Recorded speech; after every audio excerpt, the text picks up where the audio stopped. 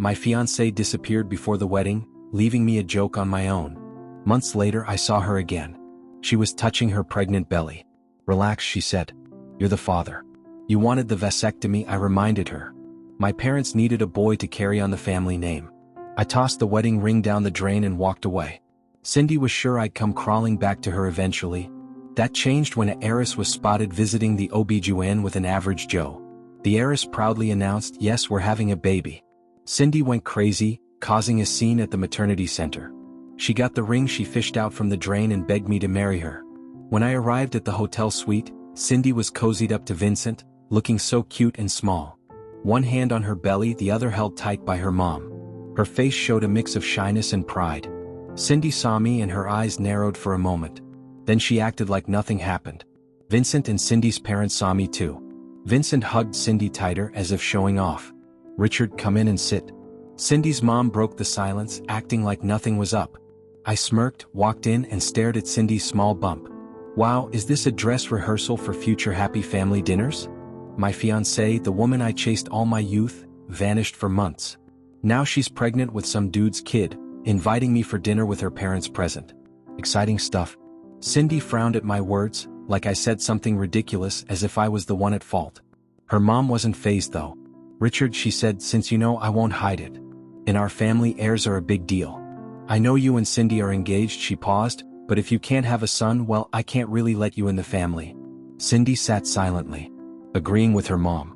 After a moment she said, "Don't worry, to the outside you'll be the dad. After all, we go way back." She knew I've loved her all these years. We were the school's golden couple, though she was the rich girl and I was just a poor kid. To be worthy of her, I worked non-stop, finally starting to build something stable before I dared to propose to give her a future. She hated using protection, said it was uncomfortable. I couldn't make her take the pill. I didn't want to hurt her health. So, I thought about it and chose a vasectomy after our first night together. She was upset then, forbidding it. I assured her that reversal was possible later, anytime she wanted to have kids after marriage. She promised under the stars she'd never betray me. But when everything got better and we were about to wed, she vanished. I turned the city upside down hunting for her. When I was close to madness, she returned with another man's baby, saying I'd be the father. The way she and her mom acted, it was like they were doing me a huge favor. Vincent's face showed envy and resentment momentarily. Then he returned to his gentle demeanor, joking with Cindy. I didn't accept their so-called kindness. "No need," I said coldly. I slipped off the engagement ring, tossed it, and it clanged on the floor, ringing sharply in the big room.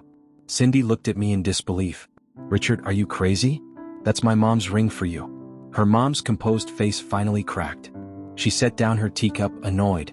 "Richard, is this how your parents taught you?" I met her eye and said, "Auntie, how my family raised me isn't your worry anymore, but about how you raised yours." I hadn't finished when Cindy cut in, slamming the table. "Richard, how dare you speak to my mom like that? The ring means nothing to you? Plenty would want it. Don't come begging me later." With rage, Cindy picked up the ring and slipped it onto Vincent's finger. Vincent was gleeful, holding her hand, tears in his eyes. Watching this mess unfold, I felt surprisingly calm. All those feelings seemed eroded by repeated disappointments, so I didn't kick up a fuss. I just turned and left. After leaving the hotel, I drove to an old haunt, the racetrack. As a kid, I dreamed of being a race car driver. People would say it was a meaningless hobby. Then family tragedy hit, I lost everything overnight. Cindy's call saved my life and I fell hopelessly for her. Cindy, an only child, was expected to marry someone who'd join her family. It was a humbling demand for any guy, but I loved her. Without hesitation, I agreed. I believed love could overcome anything. Her father started to groom me. I progressed fast thanks to my past experience. I remember Cindy saying racing was too dangerous. "You've got me now," she said. "We've got a future. Don't race, it's for your own good." Her words were sweet at the time, like gospel to me. I never raced again. I never held any aspirations outside loving her. Why bother now? I walked up to the front desk and booked the best performing car. A bald middle-aged man checked me out. "Kid, can you drive?" Without a word, I tossed a black card his way. In the garage, a red F4 race car stood waiting. I gripped the steering wheel, feeling a rush of excitement I hadn't felt in a long time. "It's been too long, my old friend." Without hesitating, I stepped on the gas and the race car shot out of the garage. I barely noticed the gasps from the track side. All my focus was on the track itself. Suddenly, another race car sped past me on the side, barely missing me. It was a silver F4 just as fast as mine. My heart raced and I felt more excited. I quickly adjusted the wheel, ready to compete. The silver car stayed right on my tail, our speeds tearing through the air. In the final lap, we were neck and neck, racing towards the finish line. The smell of fuel filled the air. It had been a while since I felt this alive. I took off my helmet and glanced at the silver car next to me. The driver also removed their helmet. When Wendy saw me, she raised an eyebrow. "Why aren't you following Cindy around like a lost puppy today? Enjoying some real thrills?" "Don't mention Cindy's name. It's disgusting." Wendy paused, then asked, "You finally found out?" "What do you mean?" I looked at her, confused, as she covered her mouth. I chuckled to myself. So it turns out everyone knew about my situation except me. I unclenched my fist, exhaled, and looked at her. "Want to go another lap?" Wendy shook her head. "You're not in the right state of mind for something this dangerous." She leaned in, resting her hand on my arm, whispered in my ear, "I know a nice hotel.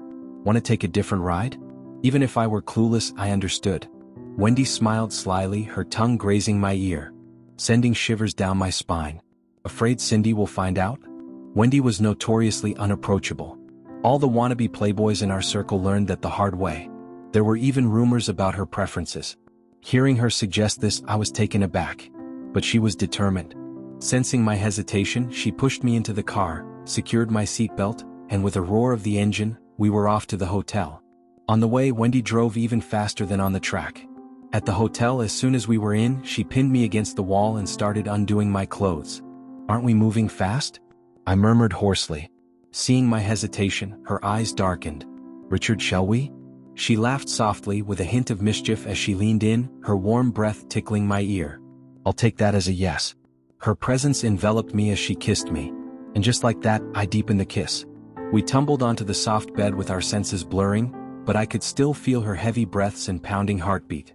"Richard," she called my name, her voice trembling slightly. I guided her gently, leading her to peak after peak, realizing how well we fit together.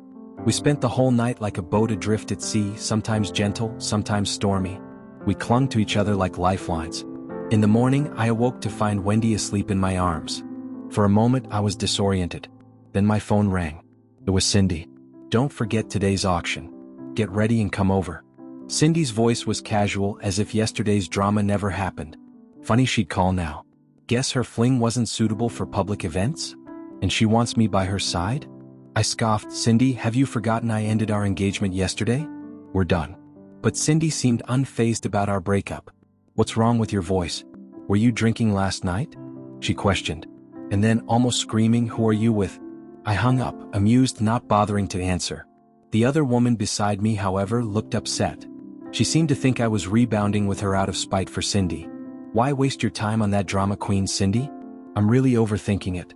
Wendy looked at me seriously, her long lashes fluttering. "All those years with Cindy. Was it just because of family ties?" She was only half right. It was our youthful romance that sustained me, but that love had long faded. Sensing my silence, Wendy spoke again, "Speaking of alliances, how about my family?" "Your family?" Wendy's words were a bit of a tease, just her family's name spoke volumes. Before I could answer, Wendy pulled me up. "Where?" She smiled. "The auction, outside the auction." Vincent clung to Cindy, clearly anxious about this event. I overheard Cindy's minion Lily ask, "Did your fiancé really end things?" Cindy's face darkened instantly. By her side, Vincent rolled his eyes at the mention of fiancé, clearly peeved. Lily quickly corrected herself. "No way, he's been head over heels for you, even playing the fool for attention. Without your family, he can't make ends meet." Cindy's expression softened a bit until she saw me. Her lips moved as if to speak, but froze when she noticed Wendy holding my arm. She exploded. "Richard, you brought your mistress to flaunt in front of me?" Her voice was so loud, it turned heads all around. I noticed a fleeting smirk of schadenfreude in Vincent's eyes, quickly masked by a facade of concern. What a performance. I let out a cold laugh and stared straight into Cindy's eyes. "Cindy, we're already broken off. Who I'm with shouldn't matter to you, right?" Cindy was clearly taken aback, shocked by my firm stance, even more by the public declaration of our broken engagement, leaving no room for reconciliation. Then she shifted her gaze to the woman on my arm. Upon recognizing Wendy's discolored face, she deflated instantly. Cindy had previously groveled her way into that elite circle. Still, she blustered, Wendy, you're such an opportunistic little rat. I'll tell my mom and she'll complain to your family. Her pathetic mama's boy act made me realize how blind I'd been before. Meanwhile, Vincent, seemingly oblivious about Wendy, stupidly joined in. You know whose wrath you're inviting? You'll regret it. Wendy couldn't care less about him. She only focused on Cindy. Her gaze turning icy. Opportunistic? Anyone might say that to me, just not you, Cindy. Hearing this, Cindy gulped as if hit where it hurt. I was left puzzled since Wendy and Cindy used to be close, until something drove them apart. Curious, I asked Wendy, what do you mean by that? Just then the auction began, so we made our way in. Despite the cramped seating with Wendy and I alongside Cindy and Vincent in the front row, I ignored their hostile looks. The auction featured some rare treasures and skyrocketing prices, though none caught my interest until the final piece. A jade thumb ring from the Yongzheng era. Its royal allure captivated everyone. Starting bid $5 million, the auctioneer announced. I noticed Vincent's eyes light up. Clasping Cindy's arm, he said, Cindy, I love this ring. Imagine how grand our wedding would be with it. It seems Cindy's pregnancy gave him some leverage. Raised high in status by me before, Cindy played along, promptly bidding $5.5 million. I smirked. Cindy was really splurging on her lover, yet never spent such amounts on me. Over the years, I juggled multiple jobs to support her. Lost in thought, I was startled when Wendy suddenly bid $6 million. I'd never heard about her antique fancies. Turning her way, she just gave a casual shrug. Cindy's face fell as she shot Wendy a deadly look and upped it to $7 million. Wendy coolly countered $8 million. The price spiraled, quickly exceeding $10 million. Sweat beaded on Cindy's forehead. She was out of her depth. $15 million, Wendy declared calmly. Cindy finally surrendered, dropping her hand in defeat, her face turning livid. Vincent's complexion was equally dismal. Wendy twisted the knife, waving the ring box smugly at them, saying better luck next time. Cindy's face shifted colors and Vincent's jaws tightened furiously. Wendy slid the box into her purse, feigning a tiny smirk. I wondered what she was really thinking. After the auction, we left without delay, only to be stopped by Cindy outside. What now? I asked, not bothering to hide my irritation. Richard, you never used to be so cold, she whined. What is it? I pressed, having no desire for nostalgia. Richard, when you threw away our engagement ring, I was actually bidding for this one for you today. But an ill-intent person snatched it, she said with earnest eyes, as if auditioning for a romantic role.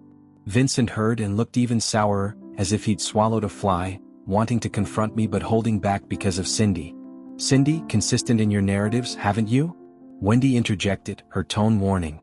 Cindy wilted instantly and said nothing more. Wendy ignored her, leading me away with a firm grasp, hinting at possession.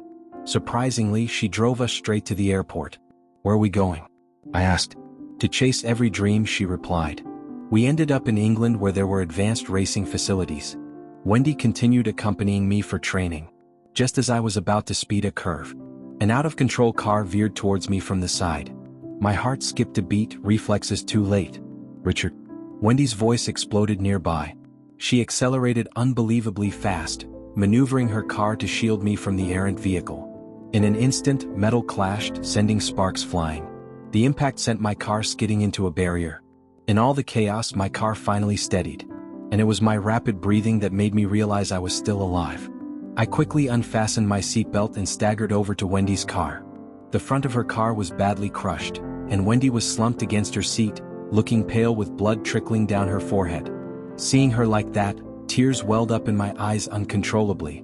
Wendy, are you okay? I shouted with a trembling voice, fumbling to open the car door. Wendy strained to lift her head, and when she saw I was all right, she gave a faint smile. She slowly reached out her hand and handed me a ring box. Don't lose the ring, she said. My heart clenched. Even in this life and death moment, Wendy was still clutching that ring box tightly. I opened it, and when I saw the jade ring inside, I couldn't hold back my tears any longer. Wendy weakly lifted her hand and gently wiped the tears from the corners of my eyes. Then she slipped the ring onto my finger. This time I didn't hesitate. At the hospital, Wendy had a fractured left hand, but she wasn't in any life-threatening danger.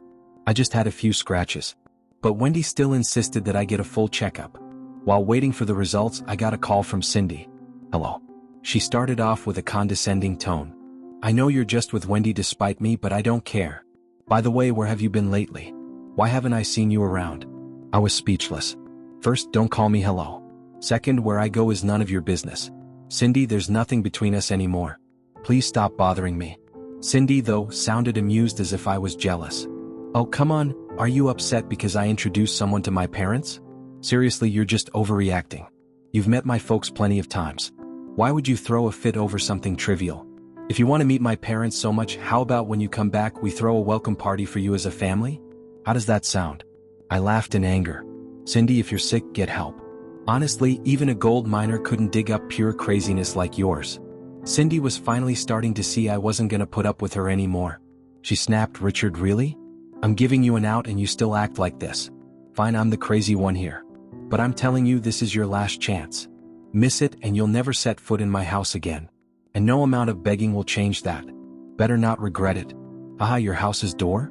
Whoever wants to can go in. I hung up immediately. At that moment, the checkup results came back. I saw the report and my hand shook so badly I almost dropped it. It read, 4 weeks pregnant, Wendy's pregnant. I looked up in shock. My mind blank like fireworks exploding in my head, buzzing. I haven't had my reversal surgery yet and it still happened. I instinctively looked at Wendy.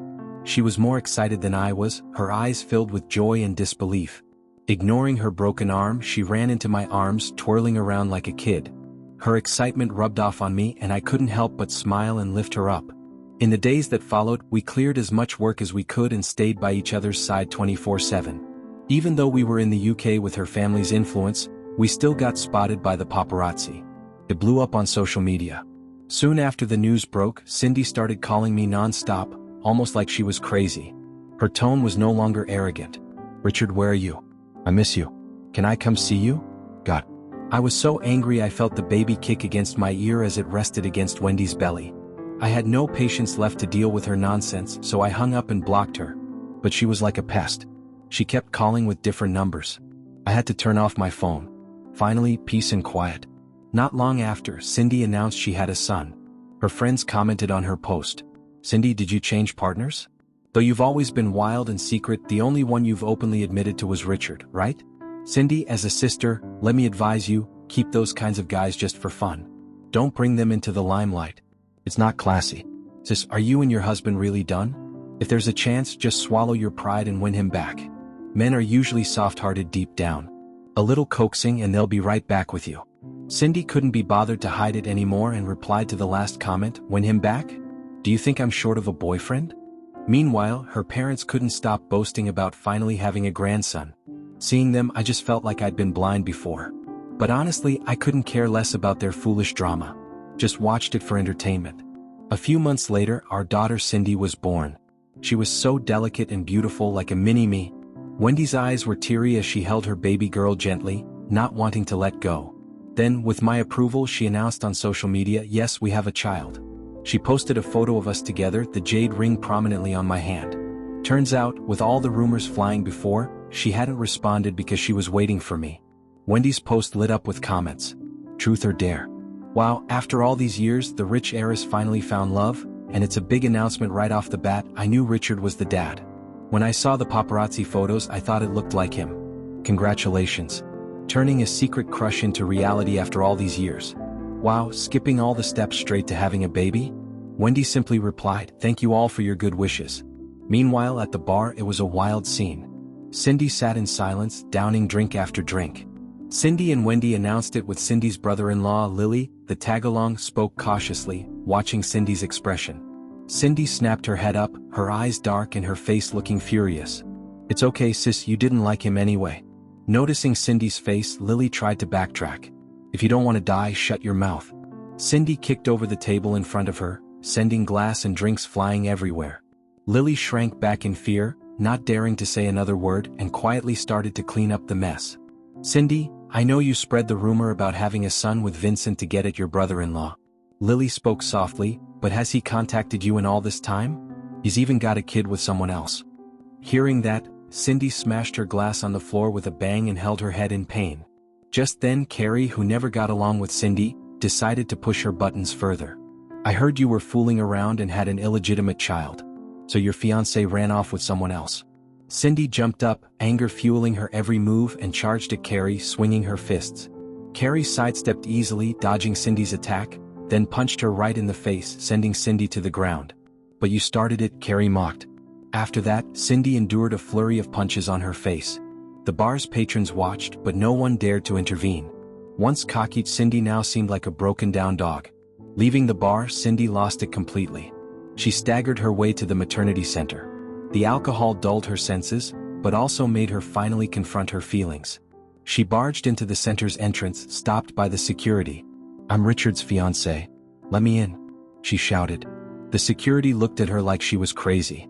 But Cindy, eyes red with desperation, shoved past them and burst into my room. "Richard," she said when she saw me, voice trembling, "I got beaten up. Aren't you gonna do anything? Like before? Can you put some pain relief on me and kiss me?" she pleaded with her eyes. I stared at her coldly, my gaze flat and unfeeling. "Is it because I had a kid with someone else?" she screamed hysterically when I didn't react. "Are you just trying to spite me by having one too?" I almost laughed in disbelief, enunciating each word. "Cindy, this is my final warning. We're done. If you keep bothering me, I'll call the cops." At that, Wendy walked in from outside. Cindy completely lost it, pointing and cursing Wendy. "Wendy, you homewrecker." Wendy just raised an eyebrow and smirked, then calmly had Cindy kicked out. After the maternity leave, Wendy took me home. The moment we got to the bedroom, she pushed me up against the door. Her breath was hot by my ear, voice hushed and teasing, "Richard, I've missed you." Feeling her body change, my cheeks flushed and I protested gently, "Stop it, Cindy's still sleeping." But she only held me tighter, her voice a low whisper, "Then be quiet." With the moonlight streaming through the unpulled curtains, it cast our shadows entwined. The next morning, Wendy wasn't in the room when I woke up. As I got up, I noticed the handwriting on her desk, that familiar script. Finally, I remembered the letter I got from the police the year I tried to end it all. The elegant handwriting, full of emotion and detail, a letter that saved me. It was from Wendy, but if I remember right, Cindy had given me that letter. Recalling how Cindy and Wendy used to be close, only to become enemies later, it hit me. Cindy had passed off Wendy's letter as her own. Youthful infatuations. Turns out they were misdirected. A sudden knock pulled me from my thoughts. Peeking through the peephole, it was Cindy, sticking around like glue. I hesitated, but opened the door anyway. "Richard, I figured it out." Cindy pleaded urgently, "We can just raise our kids together." I laughed. "Cindy, are you serious? Still haven't had your head examined?" "Richard, I was wrong before. I really know that now. Please give me another chance," she begged. "We're done," I said coldly, seeing the love bites on my neck. Cindy's eyes filled with rage. "You too." She wanted to say more, but my icy stare shut her up. I thought she'd give up. But the next morning she was still outside the villa, her face swollen. She stood motionless like a statue. Guess she spent the night out there. I didn't feel a thing, just closed the curtains, not wanting to look at her. Later, I got a call from Lily.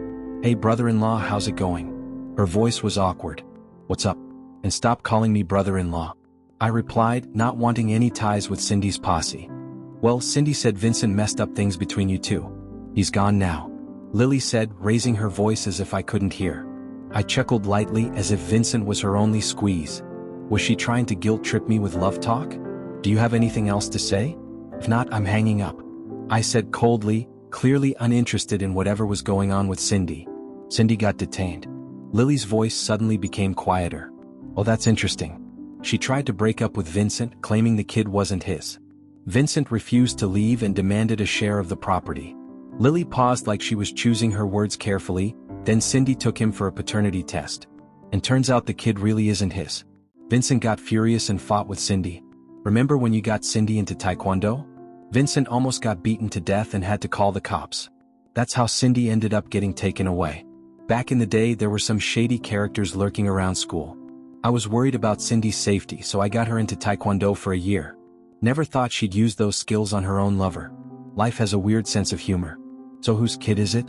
My curiosity got the better of me. "No idea, but at least it's Cindy's." The thought almost made me laugh out loud. Playing the game so hard, she couldn't even figure out who the father was. I thought people got involved with genuine intentions. I hung up, feeling oddly amused. I had really moved on, but that sense of satisfaction didn't last long. A few days later, Cindy showed up at my doorstep, looking completely worn out. "Richard, I know I messed up. Please don't leave me." Her eyes were red, her face as pale as a sheet. I looked at her with annoyance. The once proud little peacock was now as pathetic as a homeless dog. But what did that have to do with me? I treated her like air and shut the door. Wendy and I had the wedding of the century. Pure white roses covered the entire estate. All our friends and family came to witness our happiest day. She walked down the aisle in a white gown towards me. Sunlight filtered through the trees, casting a golden glow around her like a descending goddess. In that moment, I saw only her and she saw only me. Wendy, will you marry me? Through poverty or wealth, sickness or health, will you love and cherish me until death parts us? My voice was a bit shaky, though it was subtle. I will. She didn't hesitate. We exchanged rings and vows. Thunderous applause and fireworks lit up the sky. My married life was simple, free, and happy. But I knew I couldn't always hide in someone else's light. I had dreams of my own. I continued my racing career.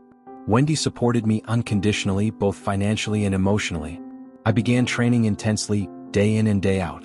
Wendy was always there, quietly supporting me. She attended every race I competed in, celebrating my successes and encouraging me after losses. Meanwhile, there was always that other unwelcome presence at my races which I completely ignored. Eventually, I became the world's first Asian F4 racing champion. Standing on the podium, holding the trophy, Wendy's smiling face filled my mind. I knew this was just the beginning. My goal was the stars and the sea. My story was just getting started.